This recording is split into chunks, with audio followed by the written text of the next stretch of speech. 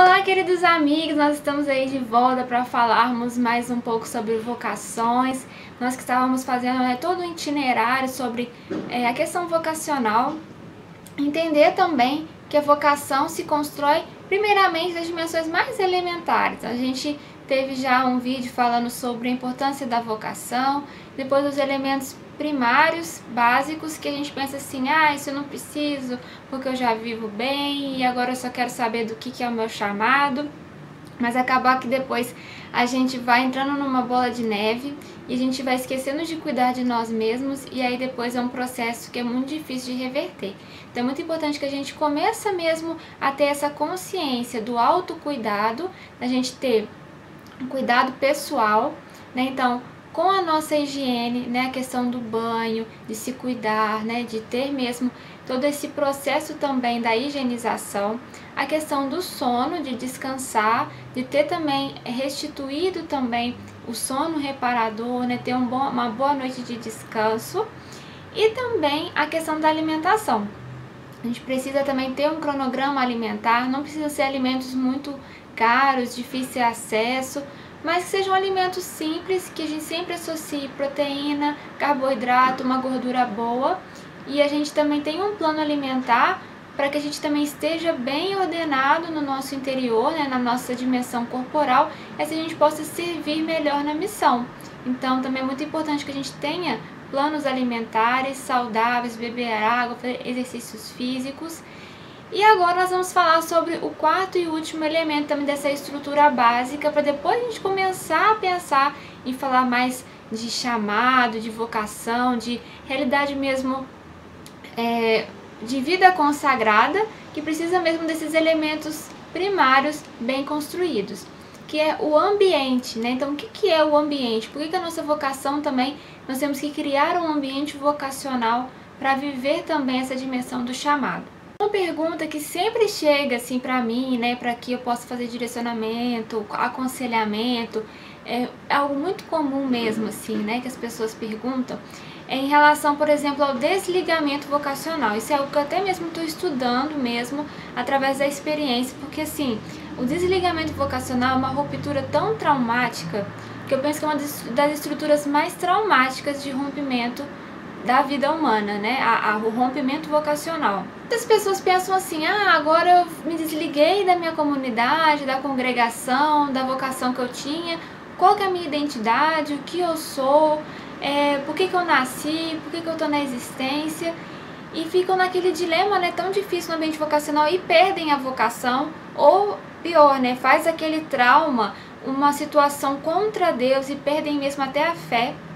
E também pode acontecer de muitas pessoas às vezes ficarem se perguntando a vida inteira, eu sei que eu sou chamado, eu sei que eu tenho uma vocação, mas eu não sei para qual local que eu vou, se eu vou ser carmelita, ou se eu vou ser leiga, consagrada, se eu vou para uma nova comunidade, se eu vou ser padre, se eu vou ser irmão, frei. Então, não sabem direcionar qual vai ser a vocação. Sabem que são chamados por Deus, mas não sabem em qual local exercer o chamado. Isso é uma coisa que tem que ter muito importante. Se o ser humano ele consegue funcionar sozinho, a vocação também tem que funcionar sozinha. Deus é dono do chamado, mas é você quem gerencia a própria vocação. Então não espere que seja o instituto, a congregação, a comunidade, uma questão, uma estrutura que vai fazer com que você tenha uma vocação, que a sua vocação funcione. Você tem que saber que Deus te chamou e a partir disso, pronto, agora você vai direcionar toda a dimensão da sua vocação. Claro que depois nós vamos falar um pouco sobre a questão de direção espiritual, etc, né? Algumas estruturas que são necessárias para a gente também viver a vocação. Mas é muito importante que, para que você seja o dono, né, o gerente do seu chamado, que você não esteja imerso nas sensações. E se você estiver totalmente imerso nas sensações, você não vai conseguir ter discernimento dos espíritos, discernimento humano mesmo para fazer as ações, nem para você mesmo, quanto mais para direcionar outras vocações, outros chamados.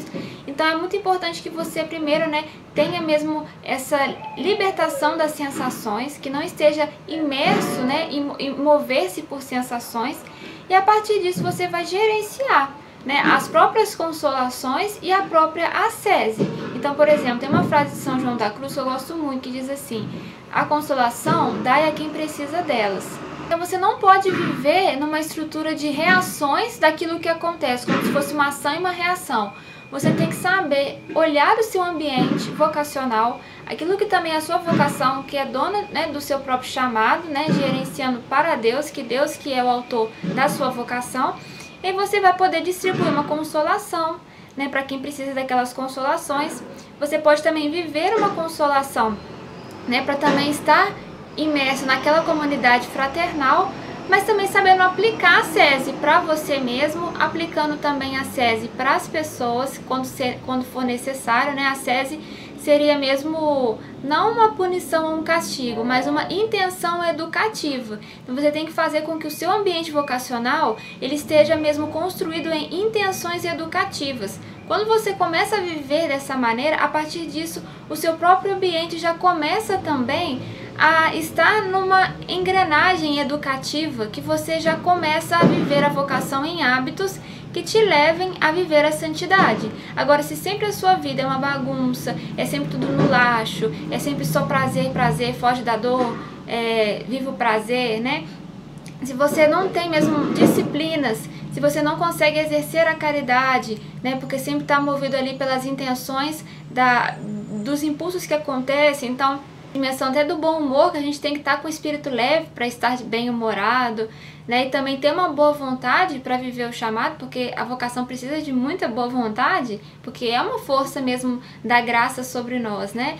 Então, você precisa criar esse ambiente, essa atmosfera de intenções educativas e que protejam, guardem e viva também com alegria, com bom humor, com consolações a sua vocação. Não vai ser a estrutura da congregação, do instituto ou da comunidade que vai fazer isso por você. Para você ser dono do próprio, né, seu ambiente, criar também essa atmosfera, você precisa identificar qual é o seu chamado. Identificar qual é o seu carisma, quais são as suas possibilidades, quais são os seus talentos, para que você possa fazer render também os talentos, as possibilidades. E quando você entrega, né, um trabalho, uma realidade, uma oferta, uma oblação, uma doação que você viu, assim, puxa, isso aqui é fruto da minha vocação, né, algo que eu pude fazer, que eu contribuí para a grande engrenagem da existência, que eu realmente pude contribuir positivamente, também com virtudes, as pessoas automaticamente se associam, porque elas são atraídas pela luz,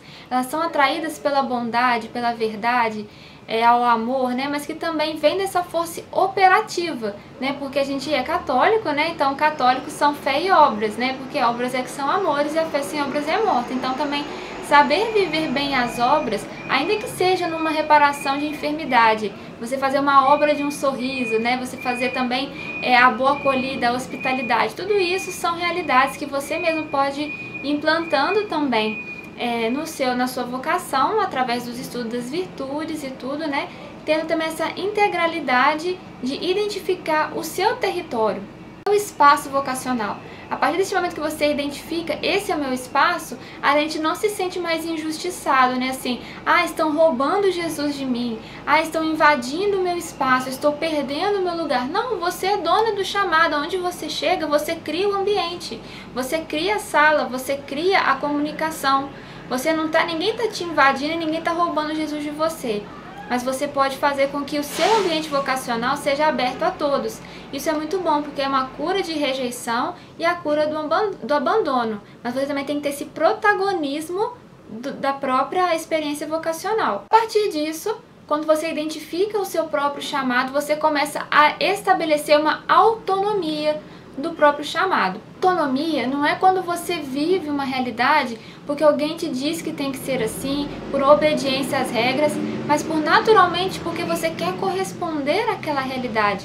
Você faz porque você ama, você quer viver aquilo. Você, por exemplo, numa missão, é muito fácil identificar quando alguém está ali fazendo algo forçado, né? Porque tá ali por uma obediência a uma regra, uma obediência a uma realidade. Ou quem não, eu tô aqui porque eu quero fazer isso, porque essa é a minha vocação, eu quero estar aqui, eu quero contribuir. A partir disso a gente cancela a indecisão, porque eu tenho uma decisão. Estou aqui porque essa foi a minha decisão. Eu quebro a insegurança, Porque se você tem compreensão de qual que é a sua vocação, de qual que é o seu terreno, qual que é o seu ambiente vocacional, você tem segurança. Porque você tem aptidões, talentos para exercer aquilo. E mesmo se não tiver e estiver desenvolvendo para criar uma habilidade, um hábito, é por amor a Deus. Então você cria segurança também. Você começa a ficar mais independente, protagonista no sentido de ser o líder, né, o pastor, né, das ovelhas. Você começa também a iniciativa, porque você entende que você é uma pessoa inteira para se doar.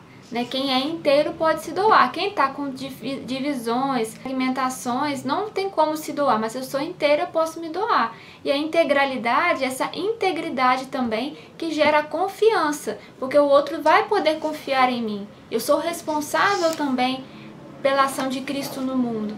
Então, eu crio também uma engrenagem de confiança e de responsabilidade. Quando você cria essa dimensão de confiança e responsabilidade, começa a se estabelecer um fluxo de um contato interpessoal, porque isso gera uma comunhão. Eu posso confiar em você porque você é responsável e assim vice-versa. Então, a partir deste vínculo, começa-se a comunhão espiritual, começa a se estabelecer a comunhão de almas, que a gente vai poder dividir também as dificuldades, os fracassos, os erros, também comemorar os acertos, as alegrias, os júbilos, e aí a gente vai vivendo a fraternidade, que é um ponto também que nós vamos depois conversar sobre a dimensão da vida fraterna, que é muito essencial para a vida consagrada, para a vida vocacional como um todo, né? Mas que tem que ter essa questão também desse contato interpessoal de comunhão, mas que também vem através deste esforço, né? Não pense que a vocação vai ser criada gratuitamente, no sentido assim, todos têm que me amar, porque não nasci, eu estreio, né? Eu nasci, estou aqui, então todos têm que me amar. Não, eu tenho que fazer mesmo uma força operativa no sistema, né? Também para que gere esses fluxos de confiança e responsabilidade. Aí, então, tendo esse ambiente que nós criamos, que é também com este contato, com estes fluxos de bens, nós também começamos a desenvolver a virtude da hospitalidade. A virtude da hospitalidade é muito importante, que é essa acolhida, que é a integração de outras pessoas, que é essa capacidade de liderança, de treinar, capacitar os outros para que eles se desenvolvam e sejam também outros líderes. Porque uma atitude de pessoas que são muito inseguras é querer fazer tudo por elas mesmas. Elas não sabem delegar. Então elas querem fazer tudo porque elas têm todo o controle nas mãos e sabem que não vão perder o poder. Então eles vão precisar contar com a pessoa, mas a pessoa fica extremamente esgotada, não se sente realizada, se sente sozinha porque não tem uma equipe integrada para estar com ela. Mas aí diz, mas ninguém faz nada, então eu tenho que fazer tudo sozinha. Será? Ou você que não está treinando e capacitando a sua equipe para que todos também possam desenvolver os seus próprios talentos, né? Que possam também ser discípulos, porque a palavra liderança e discípulo, né? São congruentes, né? A gente usa muita dimensão de liderança e tal, né? Hoje em dia, mas o discípulo é isso, o discípulo é um líder, né? O discípulo é um pastor, o discípulo é aquele que tem voz de direcionamento, de orientação a um grupo.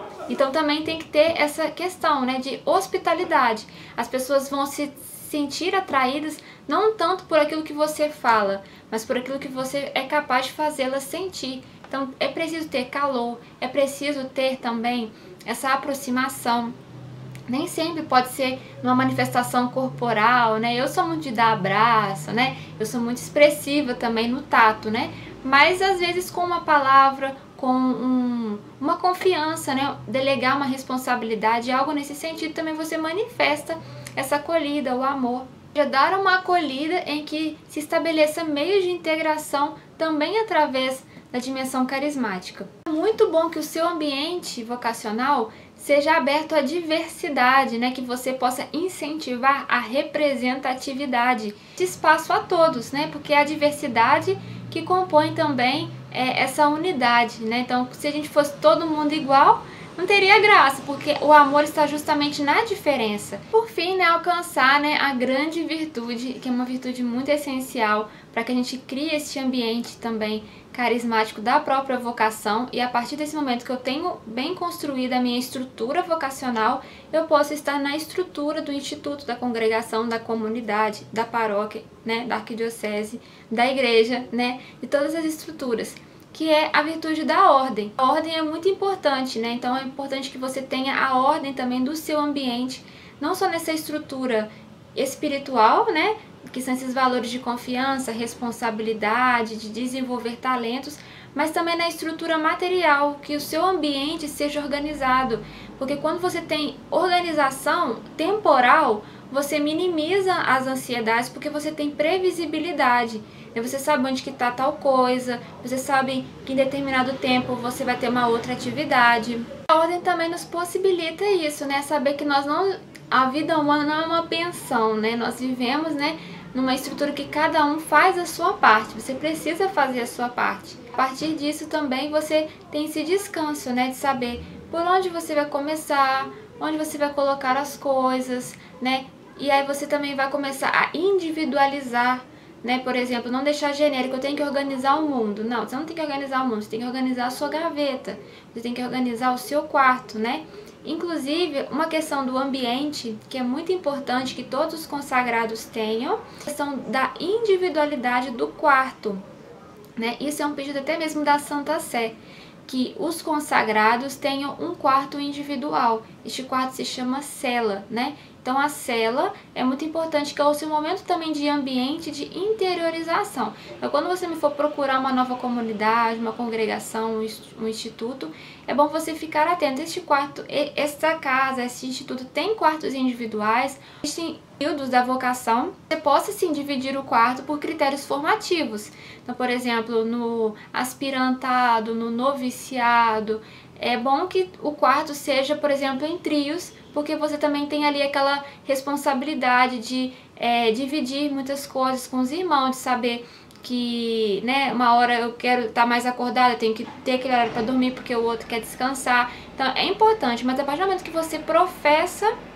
os seus primeiros votos, então é necessário que já se inicie o processo de ter um quarto individual. A sua estrutura bem estruturada, sedimentada, você pode então ingressar numa estrutura que já tenha, né, as suas realidades, igual uma regra de vida, uma regra de oração, os carismas. Não esperar que é o instituto que vai estruturar isso para você. Você já deve ser essa estrutura, porque você está indo para uma vida consagrada para servir. Não para querer que seja ali, né, adulado, recompensado, amado, mas você está ali pronto para a humanidade. Então também viver essa dimensão, né, de se estruturar também no seu próprio ambiente emocional, espiritual, mas também no ambiente temporal, tá bom? E é isso, espero que você tenha gostado dessa nossa partilha sobre o ambiente. Se você gostou, clica aí no gostei, deixa aí também nos comentários também o que você pensa sobre essa questão das estruturas, sobre os ambientes, se você também já teve alguns conflitos, até mesmo vocacionais de discernimento, por não conseguir diferenciar o seu ambiente com o ambiente do outro, ou o que é a comunidade, o que é você, o que é o seu espaço, né? Então, sabendo delimitar também a própria estrutura do seu chamado, com certeza Deus vai operar muito melhor e também trazer com que você possa borbulhar, né, este chamado interior também para a vida, né, trazendo bons frutos, trazendo boas colaborações, vida em plenitude a todos que estiver no seu redor. Como diz a palavra, né, que nós somos uma árvore frondosa e até os pássaros vêm também acampar, né, junto a nós. Então é importante que sejamos essas árvores frondosas, capazes também de dar sombra, de dar também alento e também estrutura de vida vocacional. Um grande abraço para vocês, graça e paz.